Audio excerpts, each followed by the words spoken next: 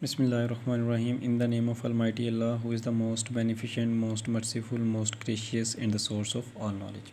So, students, previously we have started our new chapter, that is atom, ions and molecules. So हमने देखा था कि atom आपके पास क्या होता है, उसकी डेफिनेशन देखी थी, और एटम का साइज़ जो है वो किस तरह का होता है, इसके बारे में हमने देखा था। आज का जो हमारा टॉपिक है उसमें हम देखेंगे कि डेवलपमेंट ऑफ एटॉमिक मॉडल, कि एटॉमिक मॉडल जो है वो किस तरह से बनता है, किस तरह से वजूद में आता है। पिछले चैप्टर के अंदर the particle model of matter, इसके अंदर हमने देखा था there were 5 to 6 different scientist who put forward their theories related to the structure of matter. For example, firstly the Democritus defines his postulates, जिसके मुताबिक जो एटम होता है, वो जो आपके पास मैटर होता है, वो स्मॉलेस्ट पार्टिकल्स से मिलके बना होता है, जिनको उन्होंने एटोमॉस का नाम दिया था, मींस इंडिविजिबल। और उसके बाद फिर अरिस्टोटल ने अपना कॉन्सेप्ट दिया था कि मैटर जो है वो कंटिन्यूस स्ट्रक्चर रखता है, डिस्क्रीट नेचर नहीं रखता। फिर उसके बाद जो है वो आपके पास रॉबर्ट ब्राउन ने अपने एक्सपेरिमेंट से परफॉर्म किया था ब्राउनियन मोशन के बारे में। और फिर एल्बर्ट आइंस्टाइन जो थे, उन्होंने अपनी थ्योरी दी थी। और जॉन डाल्टन ने अपना कॉन्सेप्ट पेश किया था कि एटम जो है वो सॉलिड स्फीयर्स की मदद से मिलके बना होता है। तो अब हमें ये बात तो पता लग गई कि आपके पास जितना भी मैटर है वो तमाम का तमाम जो है वो एटम से मिलके बना है। Atom is the basic unit of composition of matter, के एटम के बगैर कोई भी मैटर एग्जिस्ट कर ही नहीं सकता इस दुनिया के अंदर। लेकिन now the question arises, how atom is formed and by which material atom is made up of, के एटम जो है उसके अंदर क्या क्या है, और atom what is an atom made up of, कि एटम किस किस चीज़ से मिलके बना है, कि आया कि एटम के अंदर एटम से भी छोटी चीज़ें एग्जिस्ट करती हैं या नहीं करती। इन तमाम के बारे में जो भी डिस्कशन की जाती है कि एटम्स के अंदर क्या पाया जाता है, एटम के बाहर क्या पाया जाता है, उसका स्ट्रक्चर किस तरह से है, आया कि उसके ऊपर कोई चार्ज होता है या नहीं होता, या वो न्यूट्रल होता है, इन तमाम चीज़ों का कॉन्सेप्ट डिस्कस करना जो है वो आपके पास एटॉमिक मॉडल के अंदर आता है। अब एटॉमिक मॉडल, जिस तरह आपके पास पार्टिकल मॉडल ऑफ मैटर था, उसके अंदर डिफरेंट साइंटिस्ट ने अपनी अपनी थ्योरीज़ को पेश किया था, अपने अपने एक्सपेरिमेंट्स की बना पे। तो जब भी आपके पास जब एटॉमिक मॉडल जो है इसको डेवलप किया गया, तो इसके अंदर भी डिफरेंट साइंटिस्ट ने अपनी अपनी थ्योरीज़ को जो है वो पेश किया था। तो आज के आर्टिकल में हम देखेंगे कि कौन से साइंटिस्ट जो थे उन्होंने अपनी कौन कौन सी थ्योरी को पेश किया था। तो सबसे पहले जो है वो जॉन डाल्टन थे, उन्होंने अपना मॉडल पेश किया था 1803 के अंदर। तो इनके मॉडल के मुताबिक the atom is very small hard sphere that is indivisible. That means कि एटम जो है ये बहुत ही ज़्यादा सख्त होता है और आप इसको देख नहीं सकते, because in 1803 there were none of concept of microscopes, ना आपके पास सिंपल माइक्रोस्कोप थी, ना दूसरी माइक्रोस्कोप थी। तो एटम के बारे में उन्होंने डिफ़ाइन किया कि ये ऐसी छोटी से छोटी इकाई है जिसको आप देख नहीं सकते, ये इनडिविजिबल है, जिसको आप मज़ीद डिवाइड नहीं कर सकते। तो आपने एटम को देख तो सकते हैं, लेकिन उसको मज़ीद डिवाइड नहीं कर सकते, वो डिविजिबल नहीं है। इसके बाद जो अगला मॉडल था वो आपके पास 1897 के अंदर जो है वो जे थॉमसन जो है उन्होंने पेश किया था। उसके मुताबिक the atom is a continuous mass of positive charge containing the negative charged particles around it। अब इसकी जो मिसाल लिखी जाती है किताबों के अंदर वो बिल्कुल ऐसे ही है। आप सब ने देखा होगा कि जो दूध से बनी हुई खीर होती है, खीर को उसकी सजावट के लिए, उसकी ज़िबाइश के लिए उसके ऊपर कहीं कहीं किसी जगह के ऊपर जो है ना वो खोपरा नारियल जो होता है वो लगाया जाता है, और उसके बाद कुछ आलमंड्स जो हैं वो लगाए जाते हैं, बादाम लगाए जाते हैं खीर के ऊपर। तो ये कुछ बुक्स लिखती हैं कि जे थॉमसन ने कॉन्सेप्ट पेश किया था कि एटम के अंदर जो है एटम पॉजिटिव चार्ज से मिलके बना होता है, और इसमें किसी जगह पर नेगेटिव चार्ज इस तरह से होता है जैसे दूध की खीर के अंदर बादाम पेवस्त होते हैं।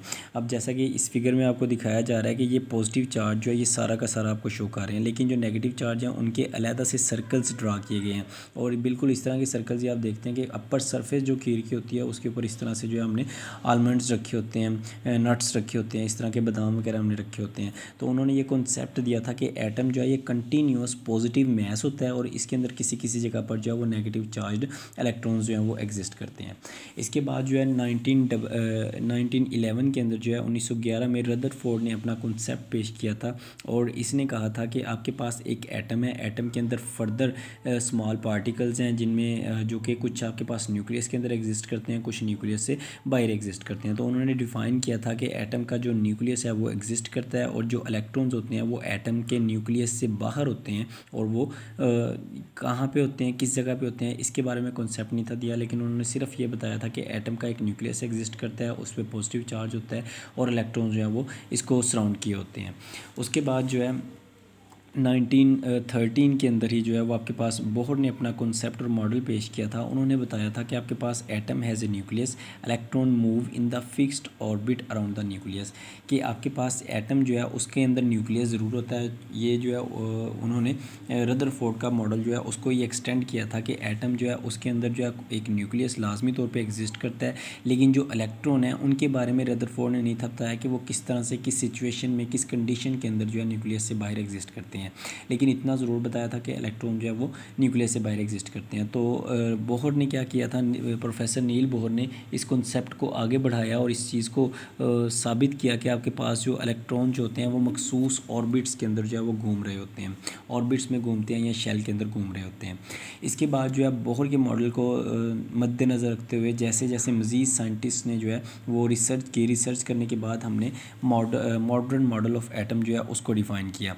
तो मॉडर्न मॉडल ऑफ एटम जो है उसके मुताबिक जो है modern electrons are found in high probability regions blue circle outside the nucleus, कि इलेक्ट्रॉन जो है ये जो आपके पास न्यूक्लियस है, न्यूक्लियस के बाहर कुछ ऐसे रीजन्स होते हैं, एनर्जी लेवल्स होते हैं, एनर्जी शेल्स होते हैं कि वो वहाँ पे एग्जिस्ट करते हैं। फॉर एग्जांपल अगर मैं यहाँ पे एक मिसाल दूँ कि एक एटम है, एक एटम का एक इलेक्ट्रॉन है, उसके पास इतनी एनर्जी है कि वो चल के सिर्फ यहाँ तक आ सकता है, तो इसका मतलब यही उसका ऑर्बिट है, उसने यहीं पर एटम के अंदर जो है वो घूमना शुरू कर देना है। और एक दूसरा इलेक्ट्रॉन है जिसके पास पहले की निस्बत एनर्जी ज़्यादा है, तो वो चल के जो है वो इस रीजन, इस ब्लू सर्कल के पास पहुंच सकता है। तो चूंकि उसके पास एनर्जी ज़्यादा है इसलिए वो एटम के न्यूक्लियस के ज़्यादा करीब जाके जो है वो घूमना शुरू कर देगा।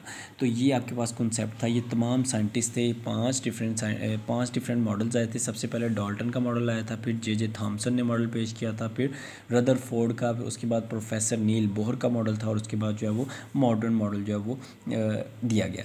अब आज के दौर में अगर बात करें तो इन अवर modern age the scientists have accepted the quantum model of an atom based upon the experiment data and evidences, कि एटम जो है वो क्वांटा है, क्वांटम से मिलके बना होता है। इसके बारे में हम मज़ीद देखते हैं कि क्वांटम जो है वो आपके पास क्या होती है। सो अगर आपकी बुक में इससे रिलेटेड कुछ ना हुआ तो मैं इंशाल्लाह नेक्स्ट लेक्चर में आपको बता दूंगा कि क्वांटम थ्योरी क्या होती है और क्वांटा जो है इसके अंदर क्या एग्जिस्ट करता है। अब उस क्वांटम थ्योरी के मुताबिक जो है एटम जो है वो न्यूक्लियस से मिलके बना होता है। न्यूक्लियस यहाँ पर ये सेंटर में आपके पास एग्जिस्ट करता है, ठीक है, और उसके इर्द गिर्द जो आपके पास इलेक्ट्रॉन्स हैं वो इस तरह के शेल्स, इनकी शेप होती है, इस तरह की शेप के अंदर जो है वो न्यूक्लियस के गिर्द घूम रहे होते हैं, होते न्यूक्लियस से बाहर हैं और न्यूक्लियस के गिर्द होते हैं। लेकिन चूंकि आपके पास नील बोहर ने कहा था कि वो फिक्स एनर्जी लेवल के अंदर होते हैं, लेकिन वो फिक्स एनर्जी लेवल में नहीं होते, लेकिन होते न्यूक्लियस से बाहर ही हैं। अब क्वांटम मॉडल ऑफ एटम जो है वो क्या कहता है कि negatively charge electron move around the positively charge nucleus randomly and are most likely to be found in the region called orbitals. अब उसने कहा है कि आपके पास जो इलेक्ट्रॉन है वो बेसिकली क्या करेंगे, इलेक्ट्रॉन एक नेगेटिव चार्ज है और न्यूक्लियस जो है उसके ऊपर पॉजिटिव चार्ज होता है। ये हम लेटर ऑन देखेंगे कि आपके पास न्यूक्लियस के अंदर और मज़ीद क्या क्या चीज़ें एग्जिस्ट करती हैं। लेकिन इतना मैं आपको ज़रूर बताता चलूँ कि आपकी क्यूरियोसिटी थोड़ी बढ़ जाएगी कि एटम के अंदर अभी तक 300 से ज़ायद छोटे पार्टिकल्स दरियाफ्त हो चुके हैं। वो कौन कौन से हैं इसके बारे में हम लोग इंशाल्लाह अपने नेक्स्ट लेक्चर्स में लाजमी देखेंगे। तो अभी क्वांटम थ्योरी क्या कहती है कि आपके पास जो इलेक्ट्रॉन्स होते हैं वो नेगेटिवली चार्ज होते हैं और वो पॉजिटिवली चार्ज न्यूक्लियस के गिर्द घूम रहे होते हैं, कंटिन्यूसली रैंडमली घूम रहे होते हैं और ज़्यादातर उन रीजन में पाए जाते हैं जिनको हम ऑर्बिटल्स कहते हैं। तो nucleus is made up of positively charge protons and electrically neutral particles neutron. तो जो आपके पास जो न्यूक्लियस है वो दो पार्टिकल्स से मिलकर बना होता है, ये फंडामेंटल पार्टिकल्स होते हैं। इसके अलावा और भी एग्जिस्ट करते हैं, वो इंशाल्लाह हम नेक्स्ट लेक्चर में देखेंगे कि न्यूक्लियस जो है वो दो पार्टिकल से मिलकर बना होता है जिसे हम लोग प्रोटॉन और न्यूट्रॉन कहते हैं। प्रोटॉन पे जो है वो पॉजिटिव चार्ज होता है और न्यूट्रॉन पे किसी किस्म का चार्ज जो है वो एग्जिस्ट नहीं करता। Okay students, hope so this theory will be very much interesting for you and I am sure that I have created some curiosity in you people that you want to know more about the structure of atom। तो अगर आप मज़ीद इसमें interest लेंगे that will be very much beneficial for you for your further studies. तो अब कल के लिए जो है वो आपका काम ये है कि आपने ये जो मॉडल के जो पॉस्टुलेट डिफ़ाइन किए हैं, डाल्टन ने क्या कहा था, थॉमसन ने क्या कहा था, रदरफोर्ड ने क्या कहा था, उसके बाद बोहर ने क्या कहा था, और मॉडर्न कौन सा हम लोग यूज़ कर रहे हैं, और quantum model of an atom. तो अब आपने कल जो है ये 6 डिफरेंट मॉडल्स यहाँ पे डिफ़ाइन किए गए हैं आपकी बुक के अंदर, तो आपने इनका कॉन्सेप्ट जो है उसको अच्छे तरीके से लर्न करना है। Further if you have any confusion, any complain और any problem related to this article, then you can contact me any time. I am always there for you. Thank you very much. अल्लाह हाफिज़।